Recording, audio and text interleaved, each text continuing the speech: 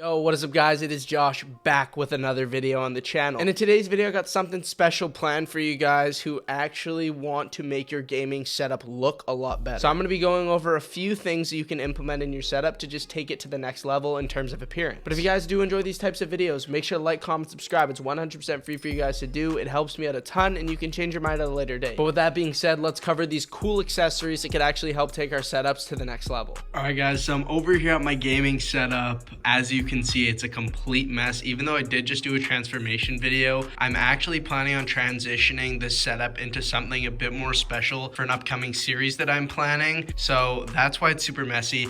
I figured why not showcase this and take advantage of the mess and show you guys how you could actually improve your setup through some minor things that can just take your setup to the next level. So as you can see, I have nothing on in my setup right now. My PC isn't on, my monitors aren't on, my keyboard isn't on, nothing like that. And you can see it looks super bland. But I'm going to show you guys how you can actually change that and improve the overall look of the setup itself. So what I'm going to be doing is I'm going to be showing you guys the different aspects of the setup itself that I'm going to be covering in this video. And then what I'm going to do is I'm going to show you what it looks like when action is actually taken and they're applied to your setup. So the first thing that I'm going to do is I'm going to show you is these RGB floodlights, and these are probably the best investment that you guys can make. They come in different wattages. Mine's only 15 watts. I managed to pick up a 2-pack on Amazon for something like $30 Canadian. So I have 4 of them in total. I have 2 back there, and I have 1 to the side right here, as well as this one right here. And what you pretty much want to do for these is you want to face them against the wall, and they just provide great ambient light for your setup. So what I'm going to be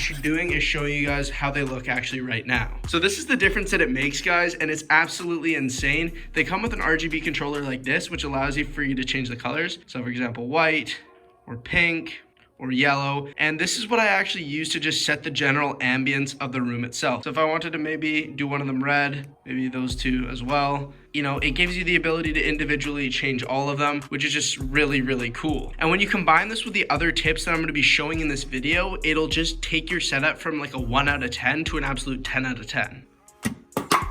The next thing that I'm going to be covering is actually the implementation of RGB strips inside of your setup. And for me, I'm going to be using these Govee LED strips. As always, guys, all the products will be linked down below in the description for you guys to check out with these. And the way that I have these set up is it's taped all along the bottom of my desk along there, and it goes all the way to the back. And the cool thing about these is that they're able to move. So I'm actually going to be showing you guys what these look like in action. So I have a basic blue setting right here that kind of matches with the blue lights that I had on in the first place. And as we come down here, we can see that this insane little white moving thing just looks absolutely insane. The wires are kind of just throwing everything off. I'm actually going to be covering that in another video separately, where I'm just going to do all my cable management, probably the most satisfying video you can watch on the channel. So stay tuned for that, but just try to ignore those as best as you can. So as we can see, this is really cool. You are able to also do solid colors as well as different things on the Govee app by using these lights. And I just think it's really cool because it provides ambient lighting, but it also allows for you to have great control over the way that they look. So this is what it looks like when we actually pair them with the floodlights. And the cool thing about the floodlights is we could actually turn down the brightness on these so they don't kind of overtake the lighting itself. But we can see that just in general, it's kind of hard to see on camera, but in person, this actually looks great. And in the background of a YouTube video,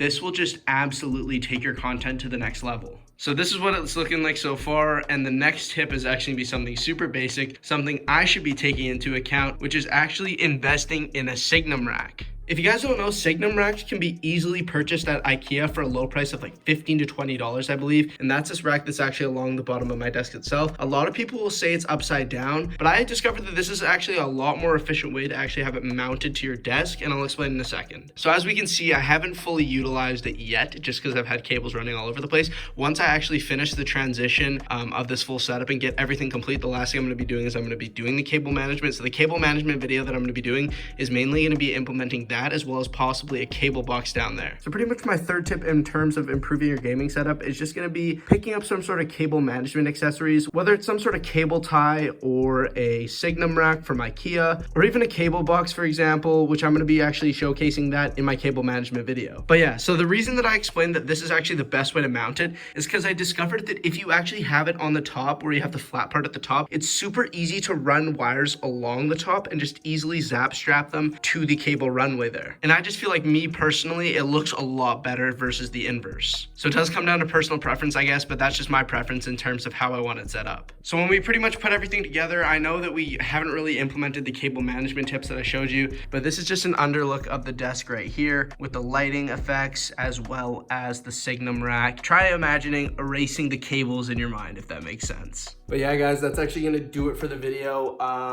I know it was a bit scuffed considering the cable management is really off, but I figured that I really just wanted to make a video on this and showcase you guys kind of in action, me transforming my setup, just how you can actually improve it and take it to the next level. But if you guys enjoy, you want to see more videos like this on how to improve the setup, make sure to like, comment, subscribe. I'll have some more videos similar to this linked in a playlist in the description if you guys want to check that out. But with that being said, I hope you guys did enjoy. I hope you guys did learn something new. Any support's appreciated, and I will see you guys in another video on the channel. Peace out.